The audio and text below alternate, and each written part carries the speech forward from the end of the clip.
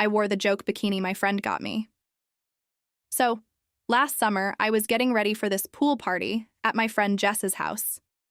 Like 40 people were going to be there from our high school, and I was super nervous because my ex would be there with his new girlfriend. Jess had given me this bikini a week before as a joke gift for my birthday. It was this tiny, bright neon green string thing that barely covered anything. The top was basically 2 triangles, and the bottoms were like dental floss. She said she found it at some sketchy online store and thought it would be funny. I tried it on, and honestly, it looked amazing on me. Way better than my usual boring black one-piece. But it was definitely meant to be a gag gift. The size was somehow perfect, though. Like it fit me better than any swimsuit I'd ever owned. I kept staring at myself in the mirror thinking, maybe I should just wear it for real. The day of the party, I'm standing in my room holding both suits. My safe black one-piece that made me look like a mom, or the neon green string situation that made me look like I belonged in a music video. I kept thinking about how my ex Tyler dumped me 3 months ago, saying I was too conservative and boring in bed. His new girlfriend, Madison, was this wild party girl who posted thirst traps every day. So I said, screw it, and put on the green bikini. I threw a cover up over it and drove to Jess's house. When I got there, the party was already going strong. Music was blasting, people were jumping in the pool, and I could smell the barbecue from the backyard. I found Jess by the snack table, and she nearly choked on her drink when she saw me. She was like, "Oh my God, you actually wore it," and started laughing. I told her I wanted to try something different. She said I looked incredible, but also asked if I was sure about it. Before I could answer, Tyler walked up behind me. I turned around and his jaw literally dropped. He couldn't even form words for like 10 seconds. Then Madison appeared next to him in this cute but basic polka dot bikini. She looked me up and down with this weird expression like she couldn't figure out if she should be impressed or annoyed. Tyler kept staring at me, and I could tell Madison was getting pissed. I decided to own it and took off my cover-up. Every conversation around the pool basically stopped. Guys were trying not to stare, but totally failing. Even some of the girls were checking me out. I walked over to the pool edge and dove in like it was no big deal, but inside I was freaking out. The rest of the party was insane. Suddenly, everyone wanted to talk to me. Guys who had never noticed me before were offering to get me drinks and asking for my number. Girls were asking where I got my bikini. Even the popular seniors were including me in their conversations. But the best part was watching Tyler. He kept trying to get close to me and start conversations. At one point, he literally said, "You look different." And I just shrugged and said, "Same me, different swimsuit." Madison was getting more and more jealous. She kept trying to do these dramatic poses and splash around to get attention back on her. Near the end of the party, Tyler actually pulled me aside and said he made a mistake breaking up with me. He said seeing me like this made him realize what he lost. I looked at him and Madison, who was watching us from across the pool, then back at him. I told him he was right. He did make a mistake, but not the one he thought. The mistake was thinking I needed to change for him when really I just needed to stop hiding who I was. Then I walked away and spent the rest of the night having actual fun, instead of worrying about what anyone I wore the joke bikini my friend got me. Last summer, I was getting ready for a pool party at my friend Jess's house. Around 40 people from our high school were going to be there, and I was super nervous because my ex would be there with his new girlfriend. Jess had given me this bikini a week before as a joke for my birthday. It was a tiny, bright, neon green string bikini that barely covered anything. The top was basically 2 little triangles. The bottoms looked like dental floss. Jess said she found it on a sketchy online store and thought it would be funny. I tried it on, and honestly, it looked amazing on me, way better than my usual boring black one-piece. But it was definitely meant to be a gag gift. Somehow, the size was perfect, fitting me better than any swimsuit I'd ever had. I kept staring at myself in the mirror thinking, maybe I should just wear it for real. On the day of the party, I stood in my room holding both suits, my safe black one-piece that made me look like a mom, or the neon green string situation that made me look like I belonged in a music video. Tyler, my ex, had dumped me 3 months ago, saying I was too conservative and boring. His new girlfriend, Madison, was the wild party girl type, always posting thirst traps. So I thought, screw it, and put on the neon bikini. I threw a cover up over it and drove to Jess's house. At the party, music was blasting. People were jumping into the pool, and the barbecue smell was in the air. Jess almost choked on her drink when she saw me wearing the bikini. Before I could reply, Tyler walked up behind me. I turned, and he was stunned. Madison appeared next to him, wearing a cute but basic polka dot bikini, looking confused about whether to be impressed or annoyed. Tyler kept staring at me, clearly intrigued, while Madison grew jealous. I owned the moment and took off my cover-up. Conversations stopped. Everyone was looking. I dove into the pool, trying to act cool, but feeling my heart race. Suddenly, everyone wanted to talk to me, guys who never noticed before, girls asking about my bikini. Tyler tried starting conversations too. I shrugged when he said, "You look different," and said, "Same me, different swimsuit." Madison got more dramatic, trying to steal attention. At the end, Tyler pulled me aside, admitting he made a mistake breaking up with me. I told him the mistake wasn't mine to fix. It was thinking I needed to change when I just needed to be myself. Then I walked away and spent the rest of the night having fun, dancing, laughing, and finally feeling confident in who I was. The bikini wasn't a joke anymore. It was my power. Story 2. When I attended Syl's wedding, my name tag said housekeeper. Mill smirked. "You're just a servant here." Worse, I had no meal. Syl giggled. "Food is for real family." I stood up, took off my ring, and said, "Then I'm leaving." Mill turned pale. Wait. Chapter 1. The wedding reception. The hall was dressed in gold and ivory. Chandeliers glistened, violins played softly, and laughter echoed through the air. I stood near the entrance, my daughter's small hand in mine, trying to convince myself I belonged here. It was my sister-in-law's wedding. Family, at least by name. Yet, the moment I walked in, I noticed the glances, the whispers, and then came the name tag, housekeeper. The word was printed in sharp black letters, pinned to my chest by a smiling usher who avoided my eyes. I froze, the sound of laughter bubbling just a few feet away.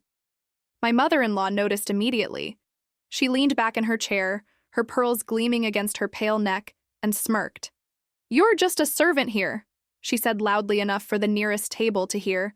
"Don't look so surprised." The sting was sharp, but I clenched my fists, holding myself together. Moments later, my stomach growled, but no meal came. Plate after plate was served around me. The waiters skipped my seat deliberately, smirking as they passed. My sister-in-law caught my eye. She giggled, raising her champagne flute. "Food is for real family," she announced, her words dripping with cruelty. The guests roared with laughter. My wife said nothing. She looked away as if embarrassed, but not enough to defend me. That's when something inside me snapped. I stood slowly, my chair scraping against the marble floor. The laughter quieted. Every eye turned toward me. I reached for my left hand, tugged off the ring that had bound me to this circus of humiliation, and placed it carefully on the table. "Then I'm leaving," I said, my voice steady. The room went still. My mother-in-law's smug smile vanished. Her face drained of color as she whispered, almost trembling, "Wait." Chapter 2. The silence that spoke. The ballroom was silent. The kind of silence that makes your ears ring. I could hear the faint hum of the air conditioner, the clink of a single spoon against porcelain, and the shallow breaths of 100 people holding back whispers. I turned to leave, sliding the ring across the polished wood. But that one word, "wait," still hung in the air like smoke. I stopped, looking back at my mother-in-law. Her face wasn't smug anymore. It was pale, eyes darting toward the head table where my father-in-law sat stiffly, gripping his wine glass so hard I thought it might shatter. "Why?" I asked evenly. "Why should I stay? So you can keep laughing. So I can play the role of servant while you dine like royalty." Her lips parted, but no sound came out. Her hands trembled on the armrest of her gilded chair. My sister-in-law smirked, mistaking her mother's hesitation for weakness. "Ignore him. He's pathetic. Always has been." But her voice wavered just slightly as she noticed her mother's stare. That was when it clicked. Her panic wasn't about me walking away. It was about what would follow if I walked away. Because I knew something they thought I'd buried forever. I picked up the ring from the table, not to wear it, but to hold it between two fingers like a coin about to be tossed. You think this is about me leaving? Number. This is about what I'll say once I'm gone. Gasps rippled across the room. My wife shifted uncomfortably, her smile cracking. My father-in-law's knuckles turned white. My mother-in-law pressed her lips into a thin line and finally whispered, almost begging this time, "Please sit down." Chapter 3. The cracks in the facade. I didn't sit down. Instead, I leaned one hand on the table, the ring still glinting between my fingers, and let my gaze sweep across the family like a spotlight. "Interesting," I said quietly. "The one time I decide to leave, you all look terrified, almost as if you're afraid of what I might say once I'm out of your reach." Whispers broke out across the hall. Guests leaned toward each other, curiosity outweighing politeness. My wife shifted in her chair, her fingers twisting her napkin. "Stop making a scene," she hissed through gritted teeth. But her mother's voice betrayed desperation. "Please don't." That was when I smiled slowly, deliberately. "I wonder what these fine people would think," I continued, raising my voice just enough for the closest tables to hear. "If they knew how this family treats those it calls servants, or perhaps if they knew what happened to the missing trust fund last year." The color drained from my father-in-law's face. The whispering turned into a low roar of speculation. I didn't need to say more. Not yet. The suggestion was enough. Like striking a match and holding it near dry wood. I turned the ring one last time between my fingers, then slipped it into my pocket instead of back on my hand. "You've made it very clear what I am to you, but you've forgotten one thing." I paused, letting the silence tighten like a noose. "I know exactly who you are, and so will everyone else very soon." Then I straightened my jacket and headed for the door, leaving their panic hanging heavy in the air. Behind me, my sister-in-law's nervous laugh cracked. My wife's fork clattered against her plate, and my mother-in-law whispered one word that everyone heard. "Not here." Chapter 4. The First Crack. I hadn't even made it halfway to the doors when the whispers turned into full-blown murmurs. Guests craned their necks, their phones discreetly recording as if the air itself smelled of scandal. "Trust fund," someone repeated. "Missing money," another whispered wide-eyed. My wife bolted up from her chair. "He's lying," she snapped, her voice too shrill, too desperate. "He's bitter. Ignore him."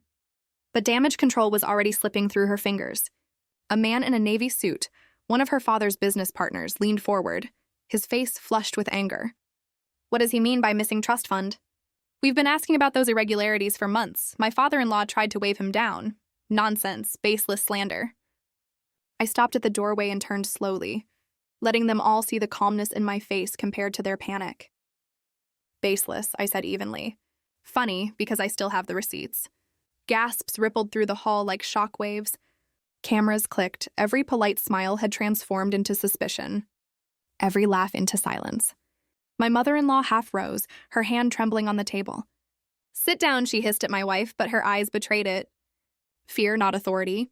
I gave one last glance at the crowd. "Enjoy your celebration," I said quietly. "It's the last one you'll have without the world knowing the truth." Then I walked out, leaving the noise behind me. But I knew before the night was over that noise would turn into chaos. Because once you hint at rot beneath a shiny surface, people don't stop digging. And I had just handed them the shovel. Chapter 5. The fallout begins. By the time I reached the parking lot, the noise from inside had turned sharp, frantic. The celebratory hum was gone, replaced by angry voices. I leaned against my car, listening as the first wave of guests spilled outside. They weren't smiling anymore. They were whispering, their expressions tight, phones pressed to ears. "She said the fund was just delayed." Delayed? My money was in that fund? Did you see his face when the son-in-law mentioned receipts? He knows something. My wife's uncle stormed past, muttering curses under his breath while another guest barked into his phone. "Call the office. Freeze the transfers. Something's wrong inside." The tremors were already becoming an earthquake. Minutes later, I saw my wife's brother. The same one who'd mocked me at the reception table burst out of the hall, his face pale, his tie askew. He stopped dead when he spotted me leaning casually against my car. "What did you do?" he demanded, his voice cracking. I tilted my head. I told the truth. People don't like being lied to, especially when their money's involved. His hands curled into fists. But before he could say anything more, another guest shoved past him, shouting back toward the hall. "Call the auditors tonight." I slid into my car, rolled down the window, and looked straight at him. "You laughed at me," I said softly. "Tonight, I gave you a reason to cry. And trust me, this is just the beginning." As I drove away, the glow of the hall shrank in my rearview mirror, but I knew it wasn't the end of the night for them. It was the beginning of their unraveling because I hadn't even released the documents yet. And when I did, their perfect empire would collapse under the weight of their own lies. Chapter 6: The Public Exposure. 2 days later, the final piece of my plan clicked into place. I had everything prepared. Scanned documents, financial trails, and voice recordings my wife's family had been too careless to hide. Offshore transfers, tax fraud, misappropriated investor money, all neatly packaged into a digital folder impossible to deny. At precisely 9 a.m., I pressed send. The file went out to every major news outlet, 3 watchdog agencies, and a handful of journalists who lived for blood in the water. Within an hour, headlines started lighting up social media: prominent family's business empire under investigation for fraud and embezzlement. Exclusive internal records show secret deals and hidden offshore accounts. The reaction was immediate. Clients began pulling contracts. Shareholders demanded emergency meetings. The company's stock plummeted by 32% in a single trading day. By lunchtime, their phones must have been exploding.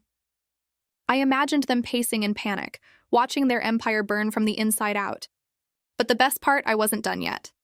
At 5 p.m., just as the evening news hit, I released the video of their private conversation, the one where they laughed about making me look unfit as a father and vowed to use my son as leverage. The backlash was nuclear. Investors weren't just angry, they were disgusted. Politicians who once shook their hands now issued public statements, distancing themselves. Even their closest friends started vanishing. And me? I was at home making dinner for my son. The TV on low in the background. He watched as their faces filled the screen, not as powerful hosts of glittering parties, but as suspects under federal investigation. He turned to me, eyes wide. "Dad, did you do this?" I smiled faintly and ruffled his hair. "No, son, they did this to themselves. I just let the world see it." Chapter 7: Ashes and Arrests. The storm hit faster than even I expected. By midweek, subpoenas were flying out like confetti. The FBI raided their corporate offices. Laptops, files, even the framed Entrepreneur of the Year plaques were carried out in boxes. I heard from a friend in law enforcement that federal agents had also raided their luxury home, seizing hard drives and financial ledgers. Neighbors gathered outside, phones raised, recording the once untouchable family being escorted into black SUVs. But the most satisfying blow came from within their own ranks. Her brother, the one who had sneered at me during the wedding, flipped first. Faced with years in prison, he cut a deal and turned over even more evidence. Her parents, desperate to save themselves, followed soon after. And my ex-wife, she wasn't spared. She was named directly in the conspiracy, caught on video laughing about how she'd ruined me while casually discussing the offshore transfers. Suddenly, the same family that mocked me as worthless was pointing fingers at her. When the indictments were unsealed, their faces were splashed across every news broadcast. Wire fraud, tax evasion, conspiracy to defraud, child endangerment. Their empire didn't just collapse. It vaporized. But for me, the sweetest part wasn't the arrests. It was what came after. Her so-called friends stopped answering her calls. The charities she once chaired issued public statements, cutting ties. Even her new husband's family disowned her, scrubbing her from their websites and press releases. Meanwhile, I walked my son to school, holding his hand, the autumn air crisp and clean. Other parents nodded at me with respect. I wasn't the outcast anymore. That night, as I tucked him into bed, he whispered, "Dad, she can't hurt us anymore, right?" I brushed his hair back and smiled. "No, son. She's finished." And I meant it. Chapter 8. The Final Scar. The trial was over. Sentences handed down. My ex-wife would spend the next 11 years behind bars. Most men might have stopped there. I didn't because I knew her. When she eventually got out, she'd try to spin it, twist the narrative, and claw her way back into some corner of society. I couldn't allow her the luxury of rewriting history, so I used her own arrogance against her. Months before her sentencing, I had quietly gathered copies of every public speech, every charity gala toast, every article where she had bragged about being a model mother and self-made philanthropist. With the help of a journalist friend, we built a documentary, not a smear piece, but a meticulous fact-checked record. It began with her grand speeches, then cut to the FBI raids. It showed her laughing at the wedding when her family mocked me, then spliced in the footage of her plotting to use our son as leverage. The documentary aired online the week after her sentencing. It went viral overnight. She wasn't just a convicted felon. She became the cautionary tale. College courses cited her downfall. Parents used her as an example of greed gone too far. And the cherry on top, when parole hearings eventually come, her name will still be attached to that documentary. Her lies immortalized, her smirk replayed forever, her betrayal impossible to scrub away. Years later, my son and I stood on the balcony of our new home. He was older now, stronger, wiser, and he looked at me with pride. "Dad," he said softly, "you didn't just beat her. You made sure she can never hurt anyone else again." I smiled, feeling the weight of it all finally lift.